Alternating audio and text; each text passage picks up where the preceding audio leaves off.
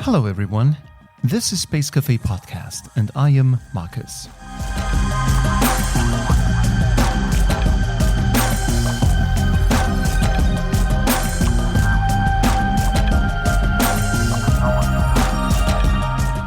You know what makes working on this podcast so incredibly exciting and fulfilling?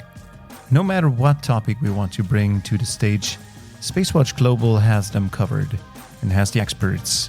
Whether it's about the smallest space nation, by the way, that would be a nice topic for a future episode, or the James Webb Telescope. One call to CEO Thorsten Kriening is enough, and he conjures a contact out of his hat or sleeve or wherever he keeps his contacts. This time we thought we'd like to challenge him a little more and give Thorsten a special challenge.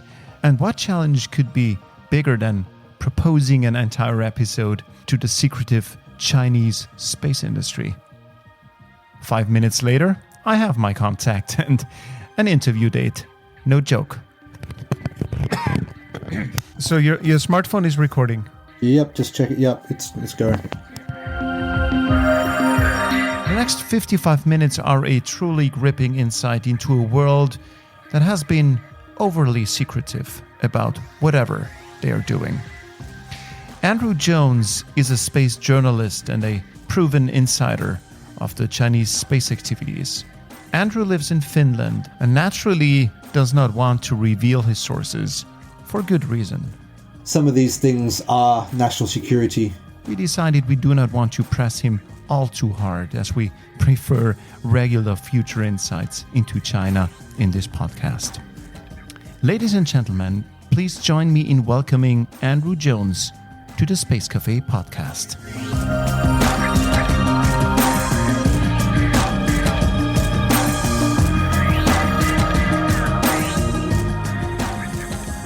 All right, Andrew, just to kick this off, can you very briefly tell us a little bit about yourself? My name is Andrew Jones and I'm a freelance space journalist.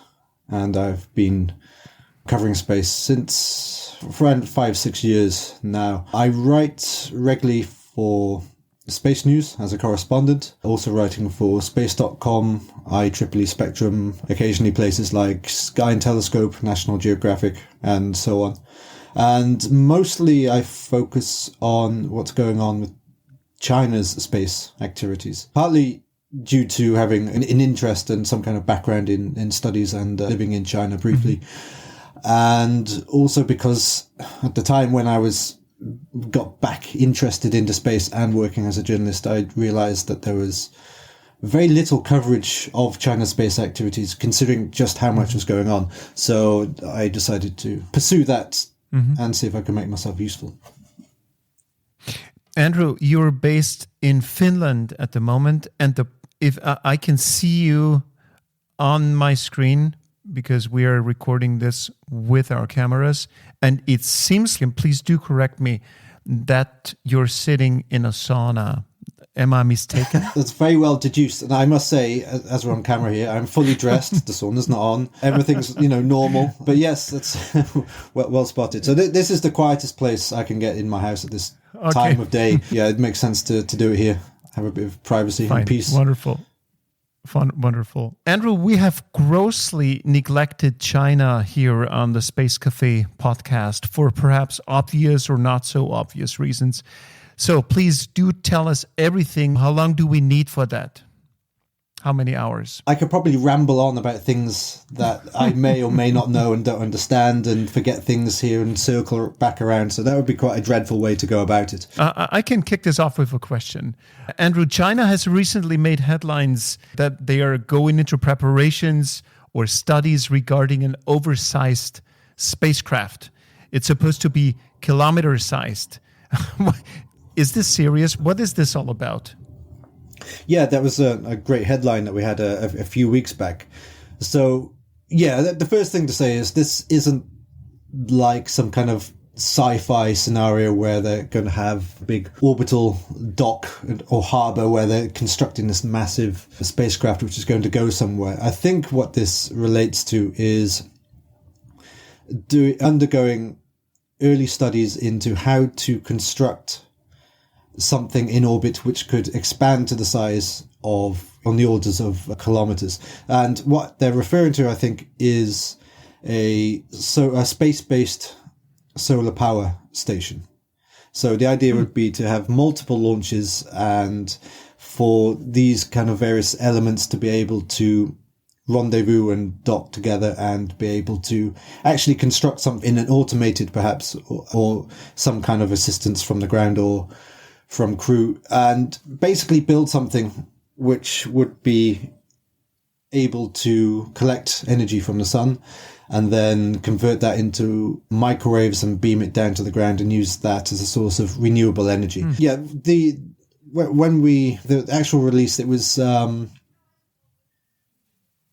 I can't remember now exactly where it was posted, but it was very early research. We're talking a few $1 million for research into this. Mm-hmm. So it's basically looking into the kind of challenges that you would have in terms of guidance, navigation and control and materials and so on for building something that big on orbit and maintaining it. So very early days. But what time scale are we talking about? What time frame? So I'm inferring that this is related to this space-based solar power idea, which has also been floating around in China for a while. Recently, we had presentations from a Long March rocket designer called Long Lehao, who is a very senior figure in the space industry. So he was talking about carrying out some kind of energy transmission tests a few hundred meters from the ground on this year and next year and so on. And then in the next 5 years, trying something from orbit and then having something operating by around about 2030, again, as a prototype or a technology verification, around about 2030. And then talking 2030s, 2040s, when they're actually constructing something on the order of kilometers, which would be able to produce gigawatts of electricity and deliver that to Earth. So this is one of a number of ways in which China is challenged by and looking to produce solutions to energy security and climate. More secondarily, I would say climate issues, but definitely energy security. So space is seen as one area in which they could potentially find some ways forward. To you as a journalist, how does that work to do research about Chinese space endeavors? So because in the Western world, you would just call up someone and ask a question. So how does that work in China? You're based in Helsinki. Would you just call the Chinese Space Agency and ask them, the press office of the Chinese Space Agency? How does that work? If you can find a phone number for the press office for the China National Space Administration, I'd love to have it, because you go to their website and you can find basically a contact for their webmaster if you've got a problem with their web pages. So yeah, it's very difficult to have any kind of contact with them. Typically you can have this thing where you'll meet someone and they'll give you a business card, and it'll be one side Chinese, the other side English. I've noticed sometimes that the English side will have a slightly different email address on the English side compared to the Chinese side. So you might try to email someone and not be able to, it just bounces back. So it can be in very many big and small ways very challenging. So the space industry in general is very much tied up with national defense. So they are very secretive. So the main space contractor is the China Aerospace Science and Technology Corporation. So you can actually approach them and say, hey, I'd like to interview you about certain issues and so on. And they'll say, okay, you need to fill in a load of papers and you need to get an official stamp, which is not the kind of thing you do in the West. You might have a letterhead or something, but not actually a rubber stamp or anything like this.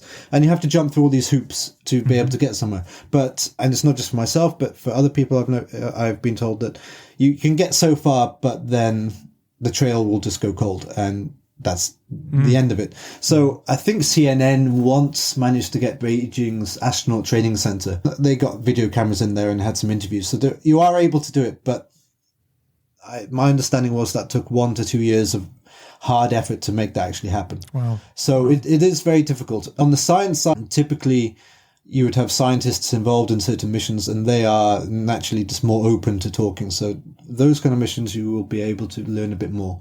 For a standard launch, most countries, Europe, United States, India, Japan, quite a long way in advance that, okay, we're targeting this time and this date for a particular launch. For China, they won't do that. So they'll keep their cards very close to their chest. As a journalist, there's no kind of press package there's no images, there's no stats or anything like that. There's nothing like that.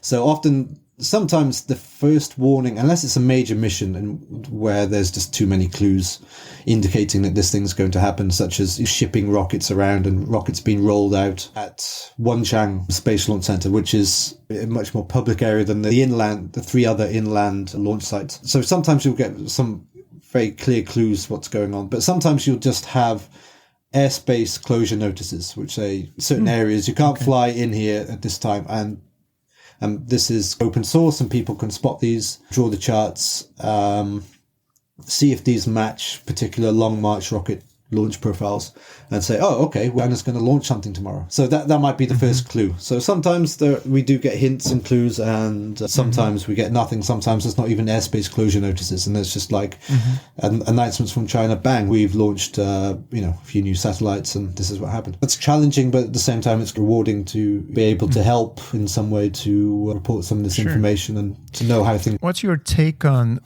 that completely different attitude when it comes to publicly communicating whatever one wants to communicate? Because from our Western perspective, and I'm totally aware of that, of course, we underlie in our world also message control, especially when it comes to non-Western nations. And so we feel like that the Chinese, they are the enemy and they do something strange as in contrast to us. So my question to you as an insider, how do you feel about this? Do you think that the Chinese have their reasons to do business the way they do business, or is it just a completely different philosophy? I know I'm naive. I'm asking naive questions here, but are we maybe misunderstanding cultural differences? Yeah, I think that is a very good question, and I don't think I have a very good answer, but I think it's bound up with quite a few different things. So there will be some kind of cultural differences. There will be issues relating to which particular space-related entities are overseeing and in charge of the mission and the facilities. So all the space centers, for example, are operated by the People's Liberation Army. So they are typically, just by their culture and the way they operate, they're going to be very secretive about things. So yeah, the other thing is that you would say that in China, with the type of political setup that you have there, that they are in control of information to a much greater extent than in other countries. So there isn't perhaps they perhaps don't feel the need to be forthcoming with certain information. There's the fact also that the Chinese space program is seen as a symbol of Chinese progress. It's like a national treasure. So these days they're very good at promoting what they've done after the fact, but also because they don't want to harm this image and how that might reflect on the Communist Party, they're very looking to limit any potential damage from a failure. So there's a balancing act there. So it's very hard to work out all the different factors in there. But the thing is that China likes to talk that, okay, we are using space for peaceful purposes and we see ourselves as a responsible actor. Now, there does come a point where not being forthcoming with what other countries would say on the global level, this is basic information that would be very helpful if you just... There's no real disincentive to, or real negatives to actually just being a bit more forthcoming with this to the outside world, at least. And it, as you say, it gives a certain perception of secrecy, lack of transparency, and leads people to question the objectives behind even simple missions. So, for example, we have space is getting busier, so things like publishing orbital data, plans, and so on, it would be very helpful. If you want to portray yourself as a responsible actor, then you should be able to have some kind of back and forth, some kind of exchange. As I say, if you want to try and contact the CNSA, it's very difficult. Who do you contact? How do you get the contact details? I have people come and ask me, how do I do that? And you're like, it's very difficult. There's other actors you can try. You can actually maybe call, which is a government body, and that's probably the best way to go about it. But the thing is, it's difficult. So China... How do you do it? You have your phone numbers from years of interaction with Chinese partners. Yeah, I can't really talk about how that kind of works concretely, but it's complicated. And of course, because some of these things are national security things, so you don't even want to put someone in a position of asking them a question, because that could be put, in a not so good position. So, so what I was thinking, what was I trying to say? Yeah, the point is that, for example, when was it, in May, China launched in late April, China launched the first module for its space station. And that was a success. However, the first stage of this large rocket went orbital. That caused a lot of concern, which, in terms of actual chances of causing damage is negligible. But the fact was that there was a lot of attention. And the thing is that it's very difficult to actually contact anyone to say, can we have a comment about this? What were the particular design issues? What's the situation downrange? Why did you go for this approach? I mean, which are normal questions, not being adversarial or anything like that, just trying to find out information. And you couldn't. And China actually, while this was going on, China had a national holiday for like 5 days. So that made things worse. And the first chance to have any kind of back and forth was the foreign ministry's press spokespeoples, and then they said nothing's happening. And then they come back the next day. This is what's going on, and then it just became, instead of being an exchange of information, it got heated. So a situation which could have been dealt with in a more communicative, open way, which have de-escalated things, it just built up into something which turned into the NASA administrator saying strong things, and then the Chinese government and some more nationalistic press publications saying some quite strong things back towards the US. So yeah, that was unfortunate and avoidable, I would say. So I would think that it would be to the benefit of everyone, especially with more things going on all the time, that there should be more openness, or at least more exchanges, so that everyone understands what's going on and why. Okay. Andrew, speaking of Chinese progress in space, so you already mentioned the building of the space station. Then, of course, they made headlines with its rover on the south side of the moon, and the solar power plant you already mentioned. So what next? What's cooking in China? We may have heard or not have heard of.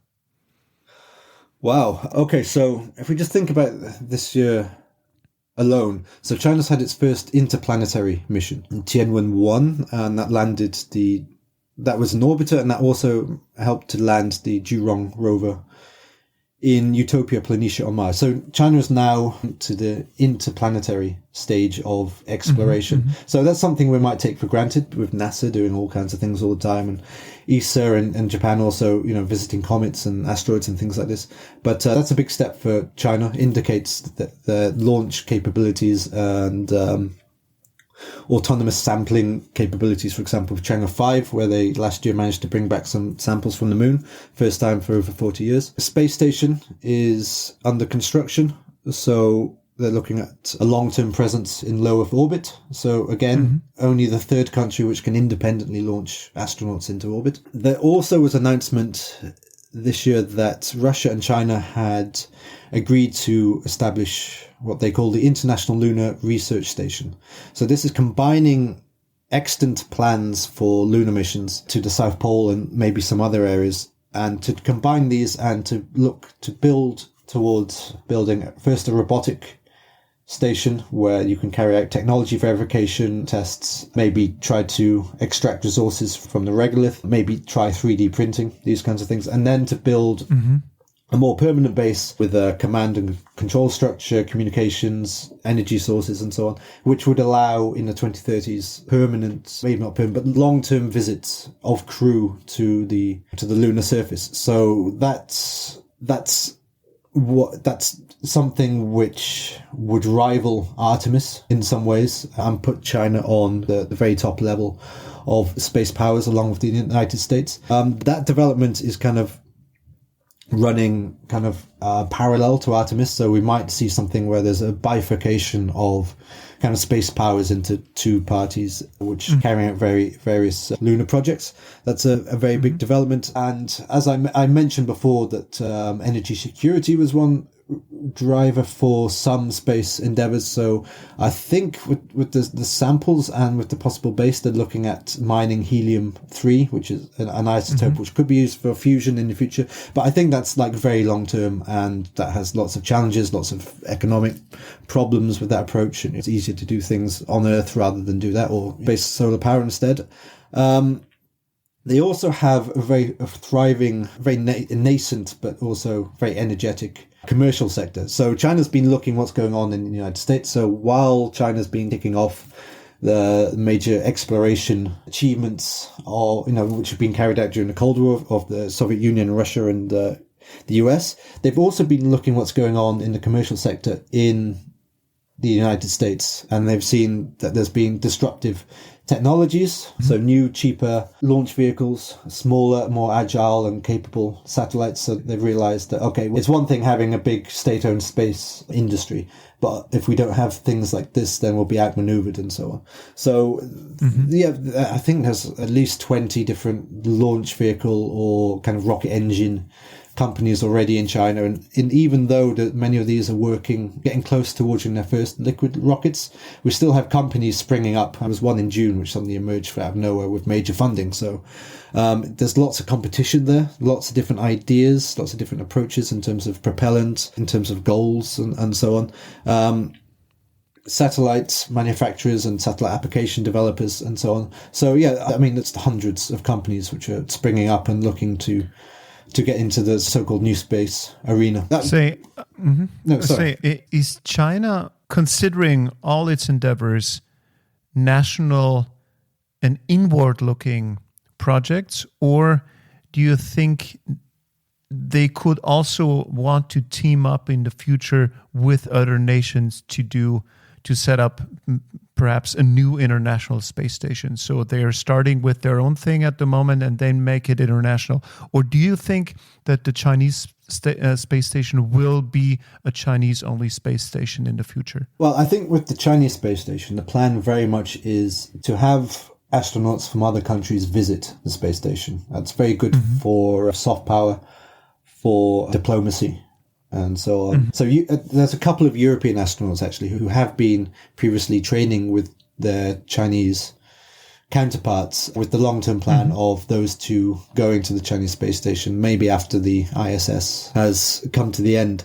So there's that. But I think also you'll have countries involved in the Belt and Road project who would be interested in sending astronauts. For example, Pakistan. I think they've expressed an interest in Pakistani astronaut going to the Chinese space station. So I think this will be something we'll see after 2022, once the space station is being constructed and completed. So it'd be very interesting to see actually which countries are interested and which ones are chosen as the first ones and so on. But that's something we'll definitely see. There's also the possibility of expanding the space station, which the current plan is to have 3 modules. And the plan would be then they possibly looking to expand it to 6. So that could be Chinese modules because they have backups to the ones they're building already. Or then there was this notion that Italy would build a module and send there, but those discussions ended. So yeah, certainly if someone comes along with the money and the interest and says, yeah, let's build something, they'll definitely do that. Yeah, on the cooperation side, I should say China's very keen on building cooperation for a number of different reasons. So in terms of it might be good for their own technological and managerial human resources development, good for soft power, all these kinds of things. But the thing is that with the Chinese space station, they will be hosting some international experiments, and this will be the selection process and everything will be facilitated by the United Nations Office of Outer Space Affairs.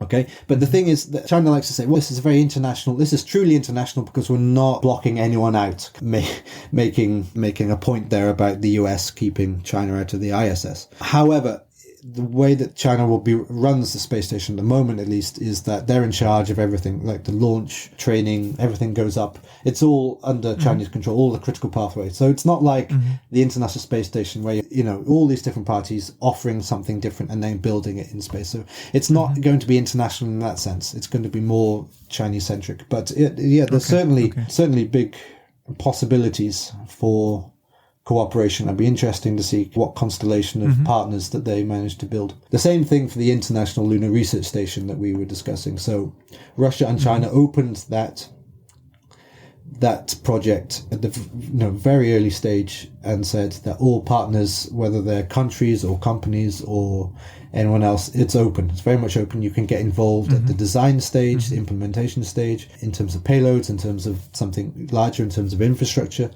So they're still developing the legal frameworks and everything, but they're making that very open, and I think they're keen to attract European partners for that, as well as probably some more countries considered allies and so on. Let's talk about Chinese technology.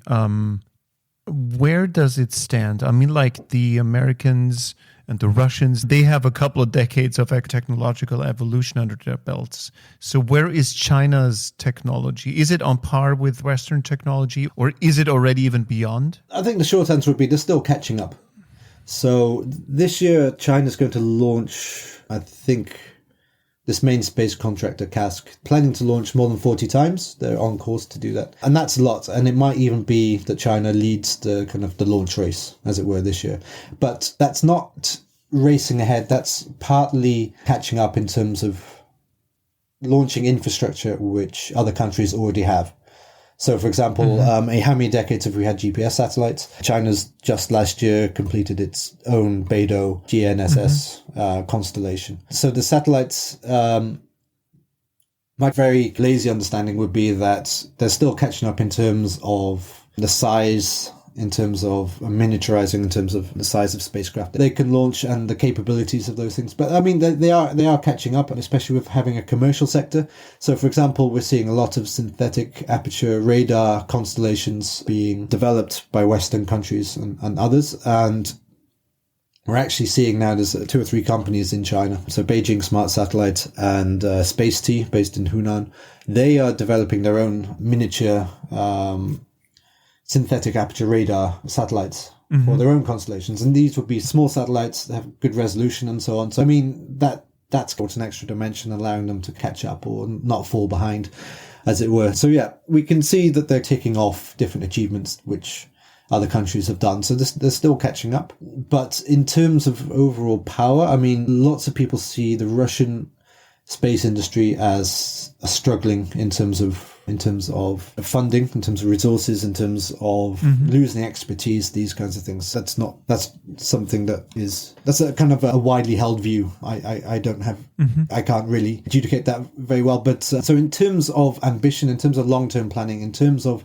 demonstrating the accumulation of capabilities and building on those to greater things. For example, they've just completed their first lunar exploration program, which was 3 steps: orbiting, landing and roving, and then sampling, returning. And now they're moving on to something much bigger. So they're demonstrating that they're slowly going step by step, building capabilities and then deploying them in new areas. So the next sample return will be a near Earth asteroid. So they're taking something which they've done and then looking, okay, what's the next thing? And beyond that, they're attempting a Mars sample return around the end of the decade. I would say that China has moved past Russia as a space power and is probably number 2 behind the United States, even though in terms of technological capabilities, you might see a player such as the European Space Agency and its partners as being maybe more advanced in some areas. So it's not straightforward, but I would say they're probably, The Americans and Europeans, they have many missions, especially when it comes to research missions and interplanetary missions and whatnot, a very colorful and motley bunch of missions. So my question would be, as China is making more and more headlines in the space industry, is this just an impression that we get that the Chinese are doing a lot more than the rest of the world? Or is that just a media game that is being played ignorant of the fact that the United States and Europe are still doing very much in space? Yeah, it's a very good question. I think a lot of this is perception, and the current geopolitical climate plays into the perceptions we have of certain countries. For example, we might make a big fuss about China's just launched a new space station module, and it's new, it's very advanced, it's very capable. But the ISS, this has been going on since, 1998. It's permanently inhabited for such a long time. And so that becomes quotidian. It's just everyday kind of thing. Oh, there's a new launch. The Simpsons had that joke. Oh, no, not another boring shuttle launch, that kind of thing. It's just something that is just in the background. And then it's maybe it takes something like, I don't know, SpaceX doing something which will get people's attention. So I think with China, they did have a problem with the Long March 5 rocket a few years back. And so that delayed the space station by a couple of years. It delayed Chang'e 5 and their Mars mission. They have to launch within a very short window every 26 months or whatever it is. So basically, what we've had in the last year is a lot of stuff happening, and it looks like they're doing everything. There's something happening all the time. But part of this is just that those things were forced together because they had a bit of a problem with their launch vehicle. So it does look perhaps okay, suddenly, boom, they're all over the place doing everything. But the thing is that it's more about long-term planning and executing these long-term plans. So separately human space flight plans and then their lunar exploration. These were different things moving in channels, and they just happened to happen around about the same time. So yeah, with the space station, they still have to construct it and still have to prove that they can run this long term. So lots of capabilities and expertise and experience needed on the ground as well as on orbit. Still a long way to go. Speaking of expertise, where do the Chinese get their expertise from? They have a number of kind of aerospace universities, so in different cities. So, for example, Beihang in Beijing is the most famous. So they're churning out graduates in aerospace-related fields there. They have Harbin Institute of Technology. They have places in Nanjing and so on. So that's where they have a lot of expertise. So the China Aerospace Science and Technology Corporation, the main space contractor, there's probably 200,000 people working there. There's another kind of sister state-owned enterprise, which is another giant organization that has less of a space focus, but still expertise there. You have the Chinese Academy of Sciences also, which has a strong interest and capabilities in space. So these are where the expertise is being, developed and harnessed.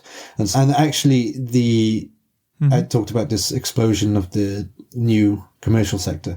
So lots of these companies were formed either as spin-offs from those companies, state-owned companies, or then employees from those three entities deciding, hey, we can go and make our own launch company or satellite company or ground station firm or whatever it is, and we can go and do that. So that's where those people have come. So they've built a space industry which is strong enough to be able to absorb those kinds of splintering off into a private sector as well. Speaking of private sectors, how far is the Chinese government ready to let private players do their thing? Because we just learned, as we all read in global headlines, that the big software companies are now being pulled ever closer into the center of Chinese decision making. And so they are being taken away some of their liberties.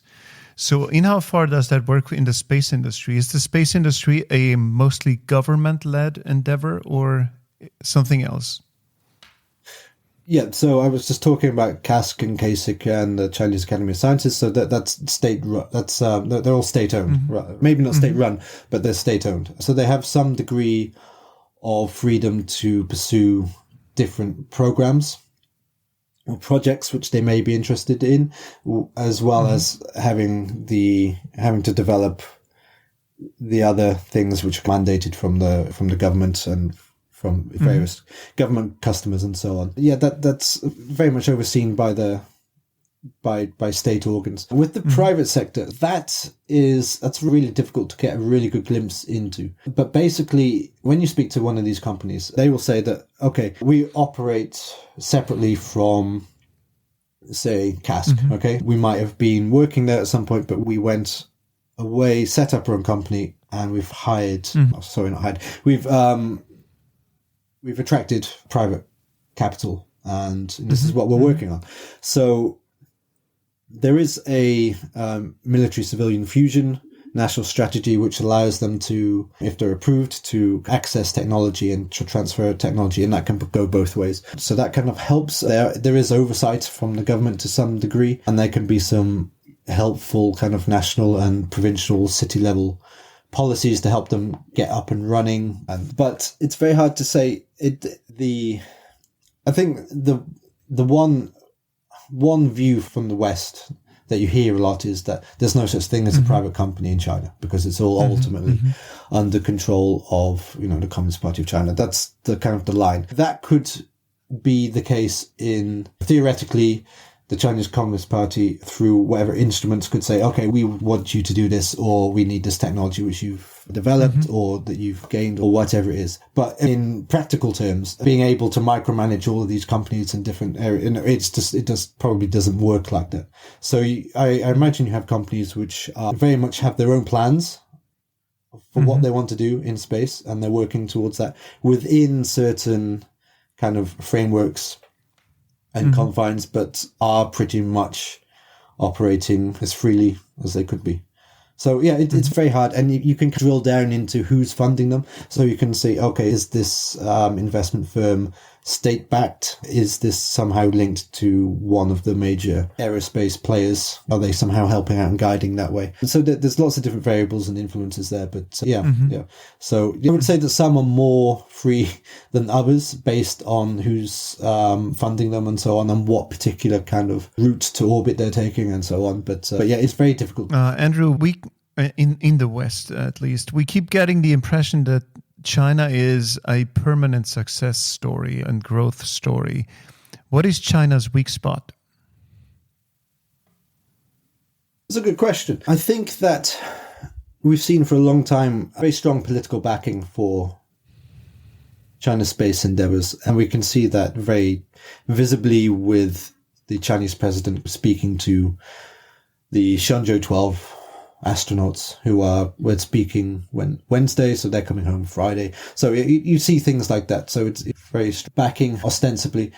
I think that if there were to be big failures, and all space programs at some point will failures. So everything's gone very well, very impressively gone very well so far for major missions, such as the lunar missions, the human spaceflight missions, and so on. But the question would be, okay, what happens? How do they manage a major failure? Given how that might look internationally, domestically, how that might be received in terms of how it makes Chinese people feel, in terms of how much money is going into these programs and so on. So seeing how they manage something like that would be interesting. So that's not a particular soft spot of China. That can happen to any country. For example, for the Apollo 1 incident, NASA had to fight to keep everything going, as it were. That would be one thing to see. Not that I'm asking for a failure or anything like that, but just how something like that would be managed. I think one area is, you asked about cooperation and collaboration. I think it's been said that NASA is the US's major soft power kind of instrument, and it is in many ways. And NASA, you've been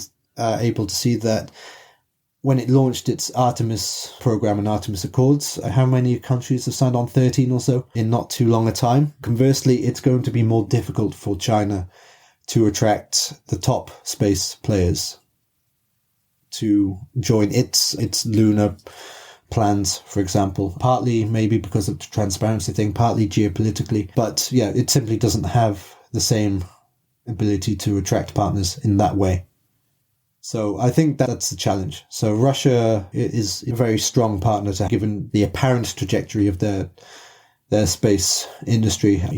There are question marks of, okay, how much can they actually contribute? Yeah, so that could be a limiting factor in terms of limiting factor in terms of resources and expertise that they're able to draw from elsewhere to contribute to their goals. Speaking of resources, are China's resources finite? Because it seems like if someone wants it, it will be done. The question is, are China's resources finite? Definitely. China has lots of concerns and challenges it has to deal with. So it's very much focused on domestic challenges rather than the more international ones. So security issues, for example. You'd also have local debt problems and so on. So yeah, you won't see just unlimited money chucked at China's space program. So, for example, I mean, there was I think it was a couple of years back now, or 2 or 3 years ago, the first time it was mentioned, but a senior figure at China's main space contractor came out with this idea that by 2050, it could establish, it was something like a 10 trillion, I'm not sure if it's 10 trillion yuan or $10 trillion kind of Earth-Moon space economy. So it's a very bold plan, and it was based on not so much detail on what it would be, but involving resources and so basically a huge economic driver for growth and so on. And the thing is that I think that's nowhere near being an approved plan. That would be, to me, it seemed more, and the way that this was delivered, it seemed like this was like a public pitch for the Chinese space industry. Okay, it came across, given who was saying it and in what forum and so on, it sounded like a pitch from the Chinese space industry to say, look, this is what we could do if we were given the backing. So they have to fight for resources. Now, the thing is with China, that kind of stuff, the thing that happened, the leadership changes, the decisions on resources and so on, we don't get to see any of that. That's a black box. Okay, so all we see is, okay, here's a load of money for this really ambitious space project like a space station, which is going to cost loads of. So we don't see how much of a fight that was. Or so it's not like everyone in the Communist Party leadership is completely on board with this. They would have, just like in the West, there would be voices saying, look, we have these issues on the ground, which we should be really looking at first. Sure. The thing is, we just don't get to see that. We just get to see the end. Lots of space journalists will actually be pouring through financial releases and budgets and plans and so on, and following Senate and House debates to see what's going to happen and who's doing what and who's against this and so on. That's not something that I get to do with China. It's just, we get estimates from Euroconsult and stuff about, this is what we think they're putting into their space program based on what we see, based on purchasing power parity and all these kinds of things. So it's very nebulous. Right. So is there more clarity when it comes to the citizens, what they think? What they really think? Do they support the Chinese space industry, the space programs, plans? Do you have insight into what people think about what China is doing? Generally, when I've spoken to people, some of them might be into space and be very proud of what they've achieved, maybe lunar missions, something particular, or watching Yang Liwei go into orbit when they're in school or something like this. Actually, one of the CEOs of one of the commercial launch companies actually said that to me as one of the factors that got him into space. It was like watching that. So there are people who are going to be really into it, see it as in terms of national pride as well. It's seeing China being able to achieve these great things which other countries have done and looking to do other things. And there is a kind of a background understanding that, this show to people who are less interested. Okay, well, look, this shows what China can do. But the interesting thing is that China is actually, in the last few years, been making an effort to foster and cultivate a kind of a space culture among the public. So they have different kind of initiatives, like they created a space day. I think it was in 2015 or 2016 they had a first space day. And so there would be exhibitions in museums all over the country showing off return capsule from a crewed mission. All these kinds of things, trying to get people more interested and involved. So, I mean, on one hand, that shows, the Chinese leadership trying to say, hey, look, this is what we've achieved. But also more concretely, it's trying to get people into STEM areas, that kind of stuff. So I think we'll see a lot of attempts to build to make the most out of the Chinese space station in terms of images, in terms of maybe having a video chat with some students somewhere. I think they had one with Hong Kong recently. And that's actually one interesting thing, is that in the Cold War you'd have American and Russian astronauts and cosmonauts going all around the world as goodwill ambassadors. But China's much more, part of this would be a language barrier as well, but as I say, China's much more focused on, so Hong Kong, there'd be some reasons why you would want to maybe try to build some kind of link with the mainland and what they're doing and the achievements and so on. So Sure. yeah, you could see it like that. Andrew, this may be a stupid question, but do Chinese people speak English, or do they behave like the Americans that the rest of the world needs to bow under their command and speak their language? No, China in the last couple of decades, and so they've really pushed English in school for people to develop their English skills. So generationally, yeah, there will be people who don't speak a word of English who are older, which is quite understandable. Not like but the Americans. Okay. Yeah. Okay. And you're speaking to a Brit, so I understand what you're meaning. So thank you for saying Americans. And Yes, yeah. But no, yeah, there is that certain kind of push and pull to that kind of English language thing. So, yeah. Andrew, last question. At the end of our show, we do have a question that should appeal to inspiration and to leave the audience, our listeners, with a hunch of inspiration for whatever they are after. And I would very much like to find maybe some sort of inspiration we can get from the Chinese that could inspire us in whatever field. Yeah, that's a very good question. I wish you'd told me about this before, but I should have remembered that from your other podcasts. So that's on me. Okay. If I think about kind of Chinese space program in terms of inspiration, okay, one term I've heard a few times, I haven't gone to check fully where this comes from, but I've heard people, younger people anyway, and I've seen it in writing in some kind of space related materials, is our journey is to the Sea of Stars. And that is it, and when people have spoken about that, they seem really enthused, and it's okay, we're going to do this, we're going to go and do all these kinds of things in space, and that's inspirational. But also it's a very long-term thing, in the sense that it's bigger than all of us, in the sense, and that's to see people really excited about something like that is quite, there's quite something powerful to that. I don't know if anyone else finds that inspirational or finds it makes you feel cosmically small or something like this, but yeah, that's something that that's been in the back of my head that I really want to explore. So wonderful. I don't have anything more concrete than that. But that's good. Wonderful, Andrew. That's a wonderful way to leave our audience to ponder about their own space endeavors. Thank you so much, Andrew Jones, for taking the time and speaking with us. Well, thank you ever so much. It's been really privileged to speak with you, and it's been good fun. Thanks. If you would like to learn even more about China and its space endeavors, please head over to the mothership SpaceWatch.Global. Their wealth of articles and insights is unique in this world, at least to me. Thank you for listening to all of you out there. It's a true pleasure to have you around when we deliver insights into our collective future, I guess.